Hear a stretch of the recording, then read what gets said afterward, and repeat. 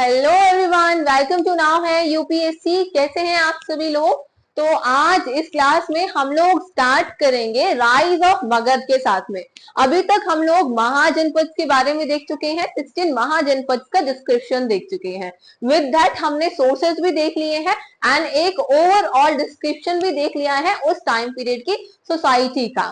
ठीक है, तो अब हम स्टार्ट करेंगे कि उन आउट ऑफ दो 16 महाजनपद किस तरीके से जो मगध है एक मोस्ट पावरफुल डायनेस्टी या फिर मोस्ट पावरफुल एम्पायर उभर के आता है। ठीक है, तो स्टार्ट करते हैं। सबसे पहले देखो, कोई भी अगर आपका जगह है, कोई भी आपका एम्पायर है, वो मोस्ट पावरफुल बन रहा है तो उसके पीछे एक रीजन नहीं हो सकता है। ठीक है, बेसिकली बहुत सारे रीजन होते हैं। अब मैं कहूँ सिर्फ एक राजा बहुत अच्छे थे उस टाइम पीरियड पर उस मगध एरिया के, इसीलिए वो एक बहुत पावरफुल एम्पायर बन गया, तो ये कहीं ठीक नहीं बैठेगा। क्योंकि उस टाइम का अगर एनवायरनमेंट सही नहीं है, लोकेशन सही नहीं है, तो शायद वो राजा अकेला पावरफुल होके कुछ नहीं कर पाएगा।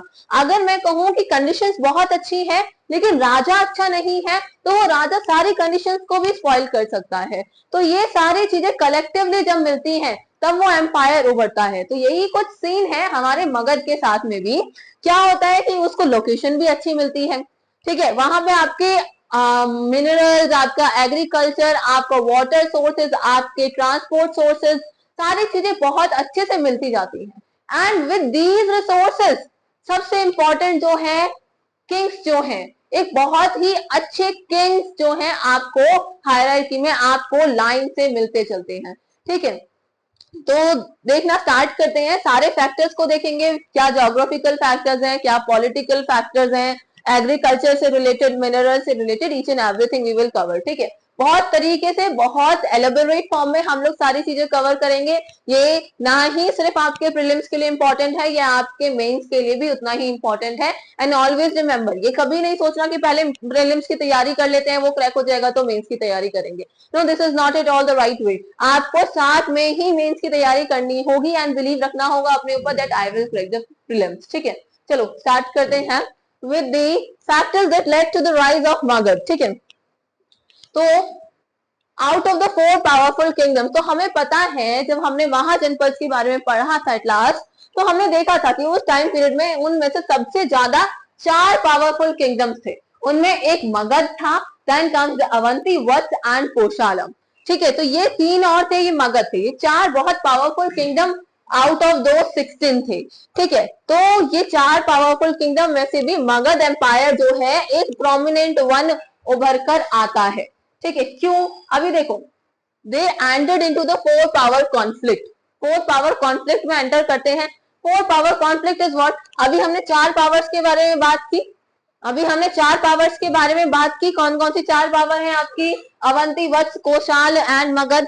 तो इन 4 पावर की जो कॉन्फ्लिक्ट होती है उसमें मगध आ जाता है, और वहां पे अल्टीमेटली किसकी विक्ट्री होती है? मगध की विक्ट्री होती है। अल्टीमेटली जीतता कौन है उन चारों की कॉन्फ्लिक्ट में? मगध जीतता है। क्यों? क्योंकि ये सारे फैक्टर्स जो हम आगे पढ़ने वाले हैं उसकी जीत के ही पढ़ने वाले हैं। ठीक है, then comes it is the first successful attempt for imperial and dynastic unification of India in the period of recorded history। अभी तक का जो रिकॉर्डेड हिस्ट्री है उसमें ये फर्स्ट सक्सेसफुल अटेम्प्ट था कि इंपीरियलिज्म बढ़ रहा है, कि डायनेस्टिक यूनिफिकेशन आपका आएगा, कि एक डायनेस्टीज बनने लगेंगी, डायनेस्टी यूनिफाई होके आपके एनेक्सेशन करेंगे, आपके एक्सकवेट करेंगे, आपकी चीजों को एक्सपैंड करेंगे। ठीक है, नॉट एक्सकवेट, एक्सपैंड करेंगे। ठीक है, तो ये फॉर द फर्स्ट टाइम हो रहा है आपकी हिस्ट्री में। The factors that contributed to the rise of Magadha were both internal and external. ठीक है, जब हम आगे देखेंगे अभी सारे फैक्टर्स को, तो आपको समझ में आएगा कि सिर्फ इंटरनल या एक्सटर्नल फैक्टर्स पर्टिकुलरली नहीं थे, कि एक्सटर्नल की सिर्फ उन्होंने लड़ाई जीत के कर लिया, इंटरनल भी थे कि उन्होंने अपने अंदर का जो सिस्टम था उसको भी इंप्रूव किया था, इसलिए ओवरऑल वो एक प्रोमिनेंट एम्पायर बन पाया। ठीक है, जो आपके कलेक्टिविस्ट हिस्टोरियंस हैं, जो कलेक्टिविज्म में बिलीव रखते हैं, वो बताते हैं, एम्फेसाइज करते हैं, सिचुएशन एंड सर्कमस्टेंसेस जो है वो बनाती है लीडर को, makes the leader in history. ठीक है, सिचुएशन और circumstances makes the leader in history, it is not the leaders create the history. ठीक है, जो सिचुएशन है उस टाइम पीरियड में, जो आपके सर्कमस्टेंसेस हैं, जो हालात हैं, वो उस लीडर को बनाती है। इट्स नॉट लाइक दैट कि एक पर्टिकुलर लीडर है वो हिस्ट्री को बना रहा है according to the collectivist historians. समझ में आ रही है बात? ठीक है, but in reality actors and factors collaborate in creations of the historical changes. This is what just we have studied. ठीक है, हमने पढ़ा कि रियलिटी में क्या होता है, एक्टर्स यानी कि जो आपके किंग्स हैं, जो आपके एम्परर्स हैं, एक्टर्स एंड फैक्टर्स, जो आपके कंडीशन है आपके आसपास में, जो आपकी सिचुएशन है, जो रिसोर्सेज आपके पास अवेलेबल है, सारी चीजों को कोलैबोरेट करके आपकी हिस्ट्री बनती है। ठीक है, it is not that easy कि एक पर्टिकुलर चीज से हिस्ट्री बन जाए। ठीक है, तो let's begin with the geographical factors. देखो इनिशियली मगध ऐसा है, इनिशियली मगध छोटा सा है, धीरे धीरे ये पूरे एरिया में इसमें फैलने लगेगा। जब आपकी मौर्यन एम्पायर आएगा तो ये पूरा एरिया इतना भी कवर आपका कर लेगा। ठीक है, आगे आगे देखेंगे। चलो ज्योग्राफिकल फैक्टर्स की ओर बढ़ते हैं। ठीक है, तो ज्योग्राफिकल फैक्टर्स में सबसे पहले तो हमें पता होना चाहिए कि मगध की कैपिटल राजगृह थी। ठीक है, क्या थी? राजगृह थी। And somewhere it is also mentioned Rajgir, और जिसे आप गिरिवराज भी बोलते हैं समटाइम्स। ठीक है, तो ये आपकी कैपिटल थी। अब देखना स्टार्ट करते हैं। तो Magadha lay on the main land route connecting eastern India with the west, therefore could easily control the trade between the two regions of the country. Magadh की एक ऐसी लोकेशन है जहां से वो ईस्टर्न इंडिया को कनेक्ट करता है with the west, eastern India को कनेक्ट करता है विद द वेस्ट, जिसकी वजह से ये इजी है उन दोनों में आपका ट्रेड हो पाना। ठीक है, ट्रेड होने के लिए कनेक्शन इंपॉर्टेंट है, और मगध एक ऐसी जगह पर लोकेटेड है जहां पे वो ईस्टर्न इंडिया और वेस्ट को दोनों को कनेक्ट करता है, एंड इट इम्प्रूव करता है इन दोनों रीजन्स की ट्रेड के अंदर। I hope you got it. Location एक बहुत इंपॉर्टेंट रोल प्ले करती है। ठीक है, चलो Capitals were at the strategic position. आपको पता है कि आपकी दो कैपिटल आएंगी। इनिशियल फेज पर आपके मगध की कैपिटल राजगृह है। ठीक है, लेटर ऑन आपकी कैपिटल शिफ्ट हो जाएगी टू पाटलिपुत्र। ठीक है, तो दोनों ही कैपिटल्स की बहुत ही एक स्ट्रेटेजिक पोजीशन है। देखो सबसे पहले अगर राजगीर की बात करें, राजगृह की बात करें, तो वो सराउंडेड है बाय 5 हिल्स। हो गई एक स्ट्रेटेजिक पोजीशन। अब देखो जब साइड में तुम्हारे इतने सारे हिल्स हैं, इतने सारे तुम्हारे जो तुम्हारा मेन सेंटर है उसमें तुम्हारे इतने सारे हिल्स तुम्हारे को सराउंड कर रखे हैं, इतने सारे रिवर्स वाटर बॉडीज आपको अगर सराउंड करके रखेंगी, तो ये मुश्किल नहीं हो जाएगा जो आपके इनेमीज हैं वो आप पे हमला कर पाए, जो आपके इनेमीज हैं वो आपसे अटैक में जीत पाए। ठीक है, अगर मेरे आसपास में हिल्स ज्यादा है, मेरे एरिया के आसपास में, तो obviously it is typical for someone else to come enter the area. ठीक है, इसी तरीके से उस टाइम पर वो जो हिल्स हैं, वो जो रिवर्स हैं, वो एक नेचुरल फैक्टर उभर के आती है जो समहाउ मगध को प्रोटेक्ट कर रहे होते हैं। ठीक है, तो देखो आप 5 हिल से राजगढ़ प्रोटेक्टेड है, और 4 रिवर्स जो है वो उसके अराउंड में सराउंडिंग में है। The one is Ganga, Gandak, Son and Ghaggara. ठीक है, तो Ghaghara river, Son river, Gandak river and Ganga river, ये जो रिवर्स हैं ये सराउंड करती हैं। और आप राजगीर को द ट्रू पोर्ट टाउन कहते हैं, द ट्रू वाटर फोर्ट कहते हैं, द ट्रू वाटर फोर्ट, जल दरगाह कहते हैं। क्यों कहते हैं, क्या मतलब है वाटर फोर्ट का, कि जो पूरी तरीके से पानी के आसपास है और बीच में बना हुआ है, तो इसको एक क्या बोला गया है, वाटर फोर्ट बोला गया है, because it is surrounded by the reverse. ठीक है, तो ये इसकी राजगीर की लोकेशन है। ठीक है, अब जो मगध की नई कैपिटल बनती है दैट इज द पाटलिपुत्र, उसकी भी स्टिल अभी भी उसकी एक बहुत स्ट्रेटेजिकली इनविंसिबल पोजीशन है राजगृह से भी। कैसे, देखो कहाँ सिचुएटेड है वो, it is situated on near the confluence of the Ganges and the Son. ठीक है, जहां पे आपका कन्फ्लुएंस होता है गंगे और सोन रिवर का, वहां पर ये पड़ता है आपका पाटलिपुत्र। ठीक है, अब देखो कन्फ्लुएंस है तो ये क्या रहेगा, आपका जो वाटर का आपका जो कोर्स जा रहा है, जिस डायरेक्शन में बह रहा है, तो उस पानी को कंट्रोल करना इजी रहेगा। ठीक है, आप आगे उसको जाने से रोक सकते हैं, वाटर कोर्स को आप कंट्रोल कर सकते हैं, उसको धीरा कर सकते हैं। ठीक है, तो वाटर कोर्स को अगर कंट्रोल कर सकेंगे तो ये एक स्ट्रेटेजिक पोजीशन हो जाएगी इनके लिए। ठीक है, reverse also made military movement easier for Magadh. अब अगर रिवर है वहां पर तो मिलिट्री एक जगह से दूसरी जगह पर जा सकती है। ठीक है, देखो लड़ाई करने के लिए it is not that easy to cross the river, but एक जगह से दूसरी जगह with the help of boat अगर आपको जाना है, मिलिट्री को आपको एक जगह से दूसरी जगह पहुंचाना है, ट्रेड करनी है, तो it is easier with the reverse. ठीक है, Then comes due to the availability of elephants. तो आपका ये जो पाटलिपुत्र वाला एरिया है, मगध वाला एरिया है, इसमें आपके एलिफेंट्स आपको मिलते हैं। याद रखिएगा जो मगध है ना, ये फर्स्ट लोग हैं जिन्होंने एलिफेंट्स को यूज करा था in army on the large scale. Magadha was the first to use elephants in the army. ठीक है, तो यहाँ पे मिलते हैं, तो ये यूज करते थे इनको against the war, against the इनामीज।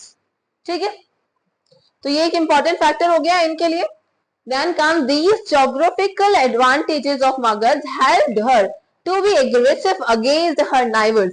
अब भाई जब मेरे पास कुछ है, मेरे पास ताकत है, मेरे पास पावर है, तभी मैं एग्रेसिव हो सकती हूँ दूसरे के प्रति, तभी मैं एग्रेसिव हो सकती हूँ। जो पोजीशन होल्डर्स होते हैं वो जल्दी से एग्रेसिव हो जाते हैं, लेकिन भाई जिनके पास पावर नहीं है वो नहीं हो पाते ना। तो ये सारे जो एडवांटेजेस हैं, ये सारे जो ज्योग्राफिकल फैक्टर्स हैं, मिलके ये एडवांटेज देते हैं मगध को कि भाई ये एग्रेसिव हो सकती है अपने नाइबर्स के प्रति, और इसलिए ये आपके लड़ाइयां होती हैं। What it is against her neighbours while baffled by the impracticability of the Magadha. ठीक है, देखो इम्प्रैक्टिनेबिलिटी का क्या मतलब है इधर, जो उनकी अखंडता है। ठीक है, जो उनका इंटीग्रेशन है, अखंडता है, उसके बारे में बात की जा रही है। एंड बेफल्ड यानी कि डर जाते हैं, उससे भयभीत हो जाते हैं। ठीक है, मात देते हैं वो अपनी जो उनकी अखंडता है उससे। ठीक है, तो this is what it is mentioned over here. I hope आप उनका ज्योग्राफिकल लोकेशन, ज्योग्राफिकली वो कितने स्ट्रेटेजिकली इंपॉर्टेंट पोजीशन पर थे वो समझ पाए हैं। ठीक है, चलो आगे एग्रीकल्चर प्रॉस्पेरिटी के बारे में पढ़ते हैं। तो one of the main reason is the agriculture. Even आपको पता है ये गंगा के आसपास वाले एरिया में है, गंगा वैली में है। अब गंगा वैली में है तो वहां पे एक अच्छा खासा फर्टाइल प्लेन तो आपको मिलता ही है। साथ में इनके पास में लोग भी बहुत सारे हैं जिनको वो अपॉइंट कर सकते हैं फॉर द फर्दर वर्क, जैसे वो माइनिंग के लिए, एग्रीकल्चर के लिए और आर्मी के मैनेज करने के लिए वो यूज कर सकते हैं। ठीक है, आयरन के टूल्स आ जाएंगे इस टाइम पीरियड पे, तो वो उनका जो एग्रीकल्चर है उसमें इंप्रूवमेंट में हेल्प करेंगे। ठीक है, तो देखो one of the main factor behind the rise of Magadh power was her economy solvency and growing prosperity. ठीक है, इकोनॉमिक सॉल्वेंसी, सॉल्वेंसी का मतलब होता है जो आपने कर्ज लिया हुआ है उसको चुकाने की क्षमता, कि आप उसको कितना जल्दी चुका सकते हैं, कितना क्षमता है आपके अंदर उसको चुकाने की। ठीक है, तो इकोनॉमिक सॉल्वेंसी की वजह से और उसकी जो ग्रोइंग प्रॉस्पेरिटी है, जो उसकी प्रॉस्पेरिटी बढ़ती जा रही है, वो एक मेन रीजन था उसकी पावर को बढ़ते हुए। ठीक है, अब भाई सॉल्वेंसी आएगी कहां से, जब आपके पास फैक्टर्स होंगे, एग्रीकल्चर अच्छा है आपका, आप सरप्लस को आप सेल कर पा रहे हैं। ठीक है, Magadh had a vast population which could, vast population है, देखो vast population, अभी इंडिया की इतनी vast population है तो उसके अपने बेनिफिट्स भी हैं, उसके अपने बेनिफिट्स भी हैं और शायद थोड़े से डिसएडवांटेजेस भी हैं। ठीक है, अब भाई इतनी वास्ट पॉपुलेशन है तो दोनों चीजें रहेंगी।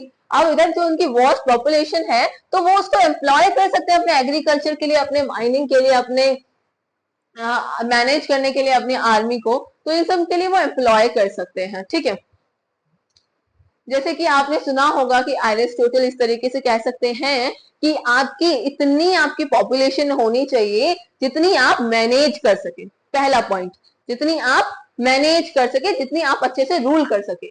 दूसरा पॉइंट, उतनी एटलीस्ट पॉपुलेशन आपकी होनी चाहिए कि आपकी सारी नीड आप खुद में फुलफिल कर सके। ऐसा ना हो आपको दूसरे देशों पे या दूसरे राज्यों पे, दूसरे क्लैन पे, दूसरे ग्रुप पे डिपेंडेंट रहना पड़े। ठीक है, मिनिमम इतनी हो कि अपनी नीड फुलफिल की जा सके, मैक्सिमम इतनी हो जिन पे आप रूल कर सके। ठीक है, तो this is about the Aristotle. But इधर हम फिर से आते हैं पॉपुलेशन की बात पे। तो पॉपुलेशन ज्यादा है तो वो एग्रीकल्चर, माइनिंग और manning of the her economy में यूज हो सकते हैं। तो Sudras and the non Aryans could be employed. अब ऐसा हमें पता है कि ये सुद्राज आपके जो है, नॉन आर्यंस जो है लोअर इंफीरियर कास्ट मानी जा रही है, इंफीरियर वन में काउंट किए जा रहे हैं। तो इनको आप क्लीनिंग करने के लिए, आप क्लीनिंग, फॉरेस्ट की क्लीनिंग करने के लिए, reclaim surplus land for farming, ठीक है, क्लीनिंग करने के लिए फॉरेस्ट की यूज करें, जिससे आप और ज्यादा सरप्लस लैंड यूज कर सकते हैं फार्मिंग के लिए। ठीक है, the surplus population could easily live on the yields of the surplus land.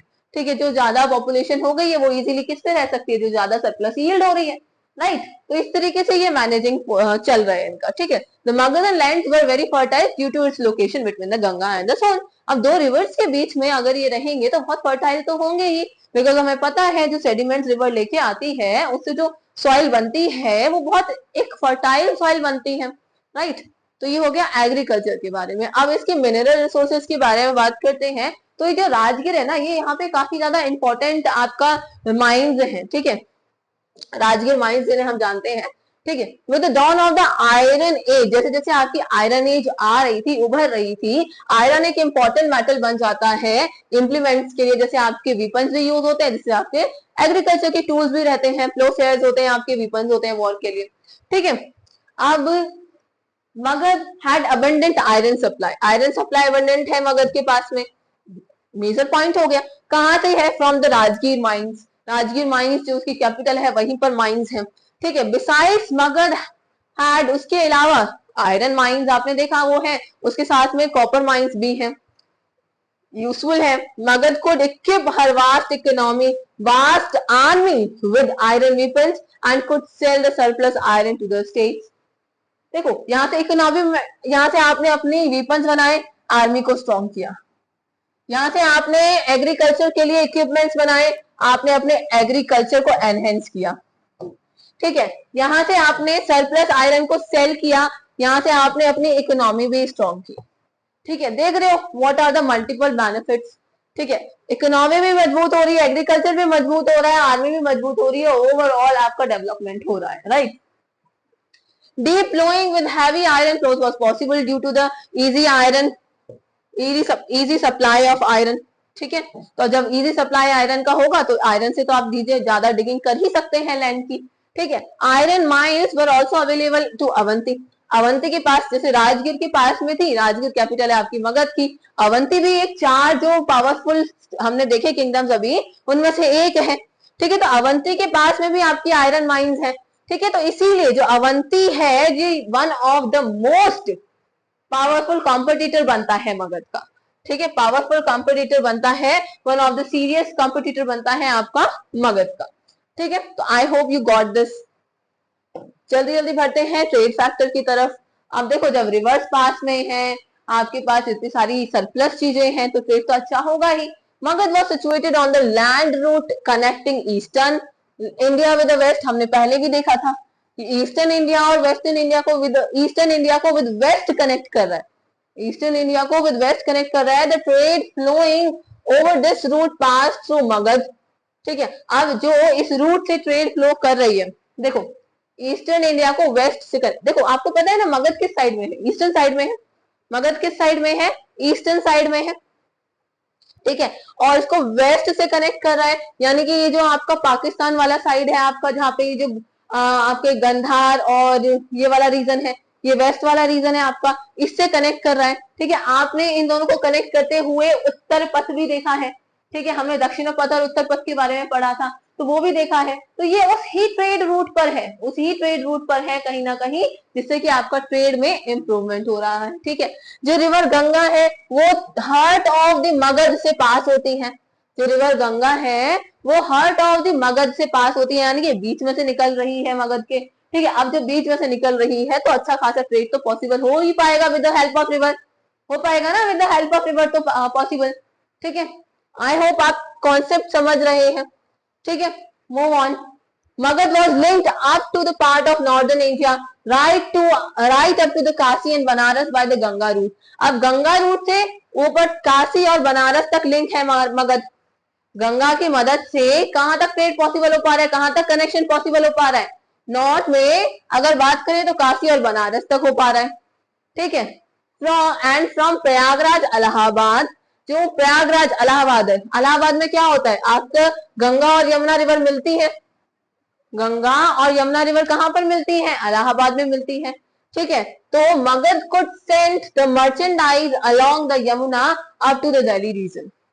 अब इलाहाबाद में तक किसका कनेक्शन है, इलाहाबाद तक आपका मगध का कनेक्शन है, ठीक है। अब उसका जो कनेक्शन है इलाहाबाद में आपको यमुना रिवर भी मिल जाती है, यमुना रिवर आपके दिल्ली से भी पास होती है, तो यमुना रिवर से आपका दिल्ली का भी रूट ओपन हो जाता है, तो वहां से आप दिल्ली को भी, दिल्ली वाले रीजन तक भी आप अपने मर्चेंटाइज को भेज सकते हैं, अपना ट्रेड परफॉर्म कर सकते हैं, ठीक है। वेन बिम्बिसार, आगे हम पढ़ेंगे ये बिम्बिसार कौन है, किस डायनेस्टी के राजा है, बट फॉर नाउ मगध के एक राजा है, ठीक है। वेन बिम्बिसार कंकर्ड अंगा, तो हमने देखा था जब हमने बेसिक महाजनपद के बारे में पढ़ा था, या फिर जब हमने आपका सोर्सेस पढ़े थे, तो उसके लास्ट में भी हमने देखा था कि किस तरीके से अंग को बिम्बिसार ने कनकर किया था, ठीक है। When Bimbisara conquered Anga kingdom, its flourishing port Champa was annexed to the Magadha. अब एक फ्लोरिशिंग पोर्ट जो है चंपा, आपको पता है अंग की लोकेशन कहाँ है, नियर बाय जो पोर्ट है आपके, नियर बाय जो बे ऑफ बंगाल है आपका, बे ऑफ बंगाल के पास में है, बे ऑफ बंगाल के बहुत पास में है, तो उससे क्या है, यहाँ पे जो उसका एक इंपॉर्टेंट पोर्ट था चंपा, उसको एनेक्स कर लिया गया बाय बिम्बिसार। तो ये एक इंपॉर्टेंट पॉइंट किसके कंट्रोल में आ गया, मगध के कंट्रोल में आ गया, तो ये भी ट्रेड में इंपॉर्टेंस रखेगा, ठीक है। अब भाई जब पोर्ट कंट्रोल में आएगा तो इंपॉर्टेंस तो रखेगा, right. Then come Champa was a famous river port from which ocean, जो आपका बे ऑफ बंगाल वाला पॉइंट है, पार्ट है, going vessel laden with merchandise sail to the different countries of the South East Asia, Ceylon and South India.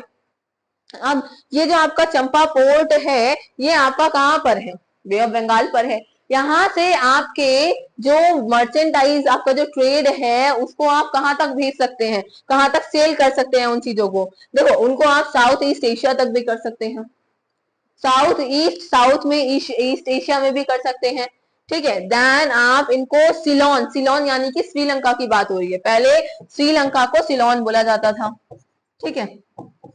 तो आप सिलोन यानी कि श्रीलंका तक भी भेज सकते हैं, एंड साउथ इंडिया के साथ में भी इससे आप ट्रेड कर सकते हैं, ठीक है। तो बहुत इंपॉर्टेंट फैक्टर हो गया ये आपका ट्रेड का।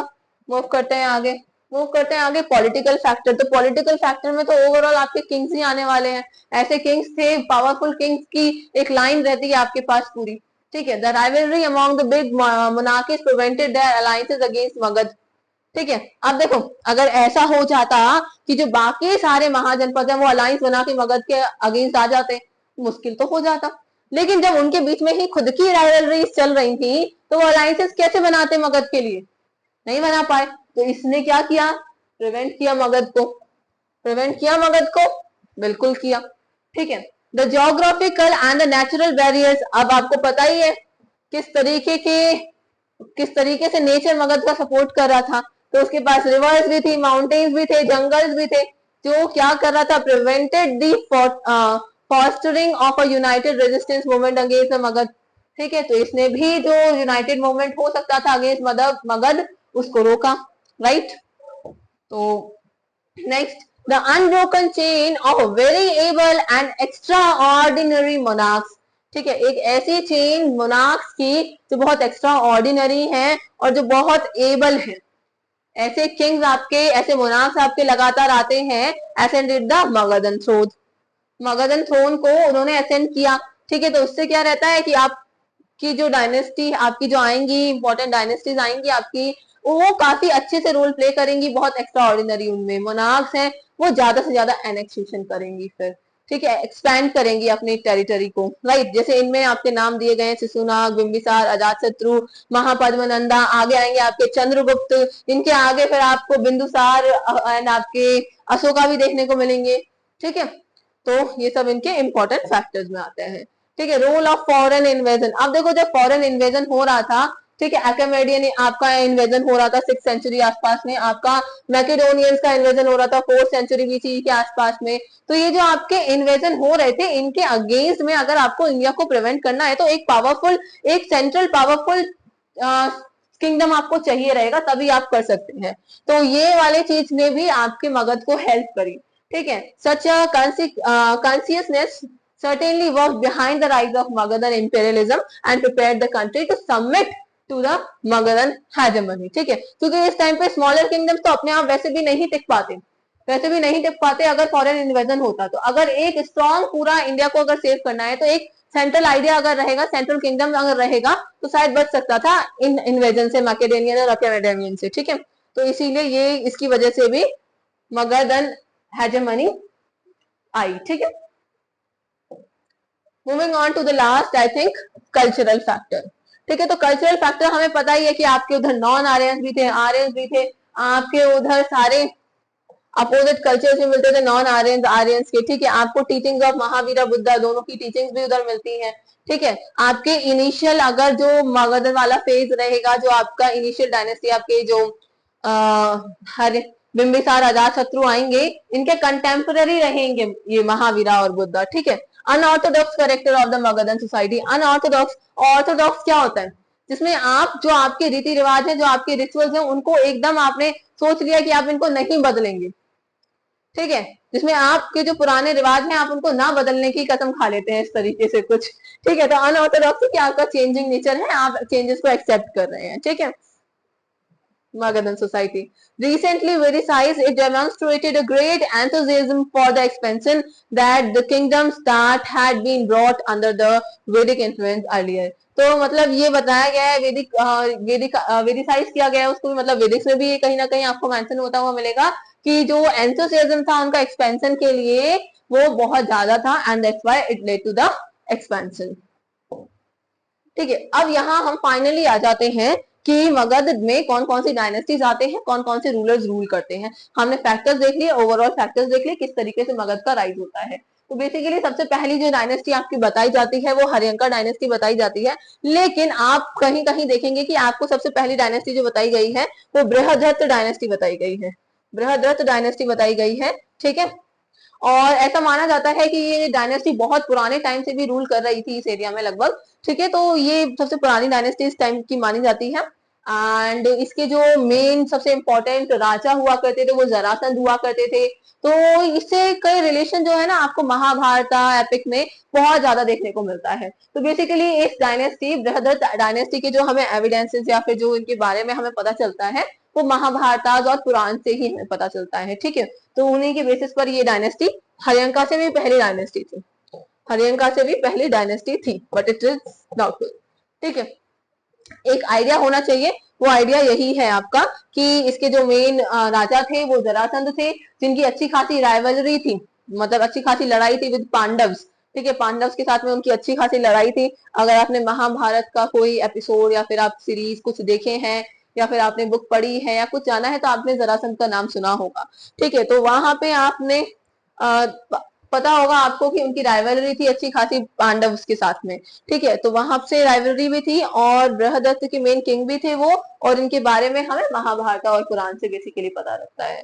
ठीक है, अब वैसे अगर हम बात करें तो हरियंका को आपकी वेरी फर्स्ट डायनेस्टी माना जाता है, हरियंका को आपकी वेरी फर्स्ट डायनेस्टी माना जाता है मगध की। ठीक है, सेकंड नंबर पर आपकी आती है सिसुनाग डायनेस्टी एंड थर्ड नंबर पर आपकी आती है नंदा डायनेस्टी। ठीक है, हरियंका डायनेस्टी के साथ में स्टार्ट करते हैं। ठीक है, हरियंका डायनेस्टी, हरियंका डायनेस्टी जो है बेसिकली आपकी 544 बीसीई से 544 बीसीई से चलेगी आपकी 413 बीसीई तक। ठीक है, हरियंका डायनेस्टी आपकी चलती है। ठीक है, तो जिसमें आपके इंपॉर्टेंट रूलर जो सबसे पहले रूलर आएंगे वो बिंबिसार है। ठीक है, तो इनको founder of the Haryanka dynasty भी बोला जाता है, although he was not the actual founder. इनको देखो, सबसे इंपॉर्टेंट जो किंग आते हैं इसके फाउंडेशन के बाद में ना वो बिंबिसार ही है, वो बिंबिसार ही है, लेकिन ऑल दो इनके जो ग्रैंड फादर थे उनके द्वारा ये डायनेस्टी समवेयर स्टार्ट की गई थी, but actually it is unknown sometimes. ठीक है, तो यहाँ हम कह सकते हैं कि इसके जो फाउंडर्स हैं हम उनको बिंबिसार ही अज्यूम करके चलते हैं।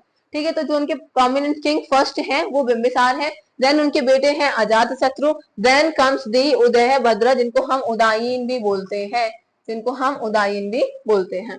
ठीक है, तो अभी पढ़ना स्टार्ट करते हैं, बिंबिसार के साथ में धीरे धीरे आगे बढ़ेंगे। ठीक है, तो Haryanka dynasty first known ruling dynasty of the Magadh, जैसे मैंने बताया इसी को बोला जाता है, but somewhere it is also mentioned about the Brihadatta dynasty. ठीक है, तो ये फाउंड की कब की गई है? 566 में की गई है। ठीक है, टाइम पीरियड में डिफरेंस थोड़ा बहुत आपको मिल सकता है। ठीक है, by the Bimbisara grandfather. Capital जो है अभी इनिशियल फेज में आपकी मगध की क्या कैपिटल है? राजगृह ही है, राजगीर ही है। ठीक है, moving on to the famous rulers की लिस्ट आएगी यहाँ पे, ऐसा नहीं बोला जा रहा है कि बिंबिसार ही सबसे ज्यादा मोस्ट फेमस रूलर है। ठीक है, तो पहले उनमें से आपके बिंबिसार है। ठीक है, बिंबिसार है उनमें से पहले, and the first important king who ruled for 52 years, for 52 years. ठीक है, he was contemporary of Buddha and Mahavira and paid equal respect to them. तो जो आपके बिंबिसार हैं उनके टाइम पीरियड के कंटेम्पररी ही थे बुद्धा और महावीरा। महावीरा जैनिज्म के लिए जाने जाते हैं, बुद्धा बुद्धिज्म के लिए जाने जाते हैं, आगे एलाबोरेटली हम पढ़ेंगे। ठीक है, तो ये बुद्धिज्म और जैनिज्म दोनों के, बुद्धा और महावीरा के कंटेम्पररी थे इवन, और दोनों को ही इक्वल रिस्पेक्ट देते थे। ठीक है, देन कम्स, इन्होंने 3 pronged स्ट्रेटेजी को अपनाया। ठीक है, इन्होंने 3 pronged स्ट्रेटेजी को अपनाया अपने सबसे ज्यादा बिगेस्ट महाजनपद को स्टेब्लिश करने के लिए। क्या वो 3 pronged स्ट्रेटेजी थी? तो जिसमें सबसे पहला आता है कि जो आपके स्ट्रॉन्ग किंगडम्स हैं, जो आपके स्ट्रॉन्ग किंगडम्स हैं उनके साथ तो फ्रेंडशिप कर लो, जो आपके स्ट्रॉन्ग किंगडम्स हैं उनके साथ फ्रेंडशिप कर लो फर्स्ट। सेकंड, जो वीक किंगडम्स हैं उनके साथ लड़ाई करके उनको एनेक्स कर लो, कन्क्वेस्ट कर लो। ठीक है, कन्क्वेस्ट